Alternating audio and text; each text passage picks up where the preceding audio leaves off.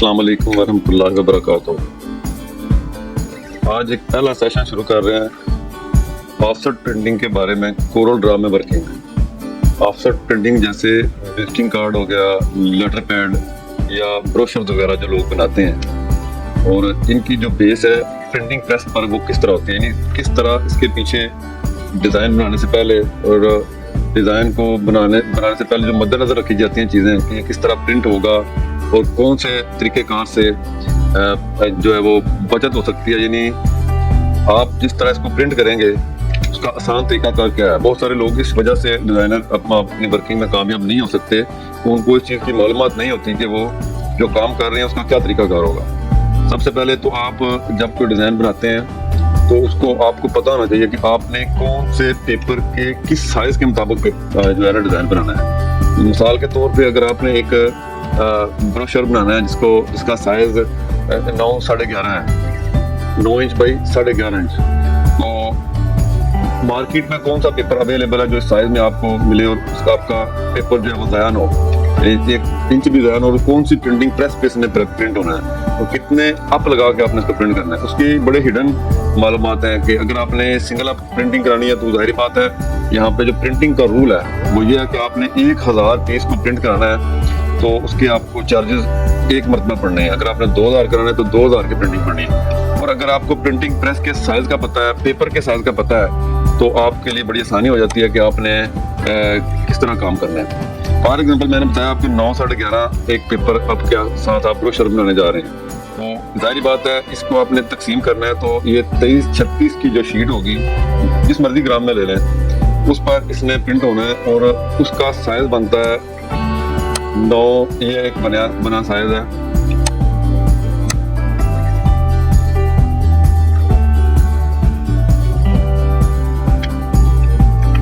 9 inch 11.50, ठीक है।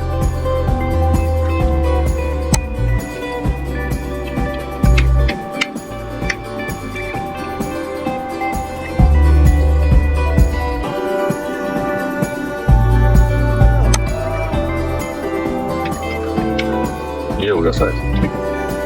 ये 23-36 की शीट का 8वां हो गया, ठीक है। यानी अब हमें पता होना चाहिए कि हमने जो इस वक्त जो सबसे बेहतरीन तरीकाकार, इसने रूटा प्रिंटिंग प्रेस पे सिंगल पे प्रिंटिंग होनी है। अगर इसको हम डबल अप में ले जाएं, ये अब इसका बन गया साइज 11.5-18। इस पे अगर आप अपने साइज डिजाइन का थोड़ा साइज छोटा कर लेंगे तो ये 2 भी प्रिंट हो सकते हैं, ठीक है। ये देखें, अब सिंगल प्रिंटिंग में आप 2000 पीस प्रिंट कर सकते हैं, ठीक है। रूटा प्रिंटिंग प्रेस पे, यानी सबसे छोटा साइज रूटा प्रिंटिंग प्रेस ऑफसेट प्रेस की जो लाइन है इसमें। अब अगर आपने इसी को दूसरे कागज में लेना है, यानी कोई और साइज है आपका, मोस्टली जो स्टैंडर्ड साइज ब्रोशर वगैरह प्रिंट होते हैं वो होते हैं 7.5-10, ठीक है।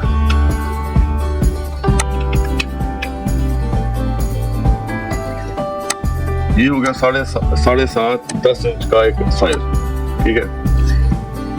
अब इसमें अगर हमने कोई डिजाइन को प्रिंट करना है तो आपको पता होना चाहिए कि इसके पीछे जो साइज चलेगा, बड़ी शीट मिलेगी, वो बनेगी आपकी 23x36, ठीक है, 20x30, ठीक है, 20x30, ठीक है। ये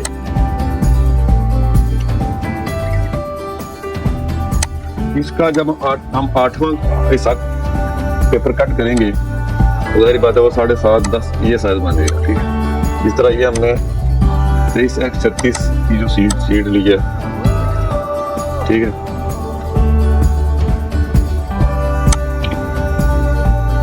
उसमें हमने जब उसका 8वां हिस्सा पेपर कट कराया, या ये तो हमने जैसे चौथा है ये करवाया, 8वां जो 9.5.5 बनता है और जो 8वां है वो बनता है 11.5-18, ठीक है। इसमें भी हमारे 2 अप लग गए। अब अगर हम इसको भी 2 अप में प्रिंट करना चाहते हैं,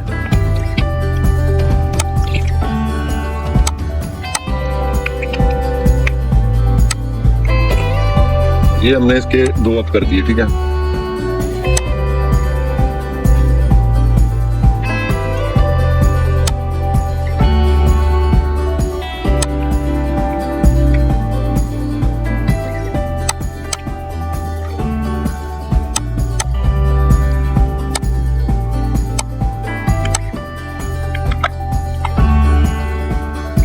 अब जब हम इसको प्रिंट करवाएंगे तो हमारा एक स्टॉक में 1000 पीस प्रिंट हो जाएगा।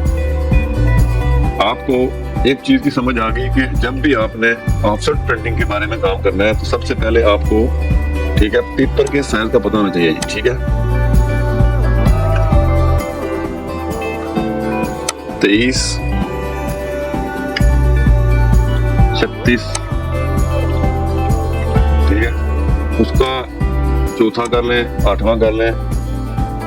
ठीक है,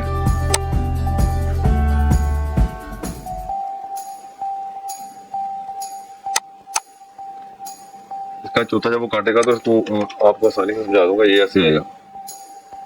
ठीक है, ये 1,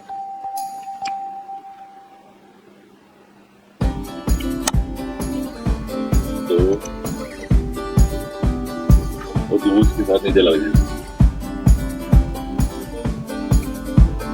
ठीक है, ये यकीनन आपको समझ आ गई होगी कि जब भी आपने कोई डिजाइन बनाना है तो सबसे पहले आपने पेपर के साइज को मद्देनजर रखना है और उसके बाद आपको ये पता होना चाहिए कि इसने किस प्रिंटिंग प्रेस पे प्रिंट होना है। ठीक है, ये सोलना पे प्रिंट होगा, जो जीटीओ पे प्रिंट होगा, या जीटीओ और रूटा प्रिंट का तकरीबन साइज एक जैसा है। और 4 कलर प्रिंटिंग के लिए जीटीओ जो है वो अच्छी प्रिंटिंग करती है और जो रूटा प्रिंटिंग है वो तकरीबन खत्म होती जा रही है। इसके बाद आता है सोलना प्रिंटिंग 1 to 5 प्रिंटिंग प्रेस। उसके बाद आते हैं रूल एंड वगैरह 23, 36 वगैरह, 22, 28।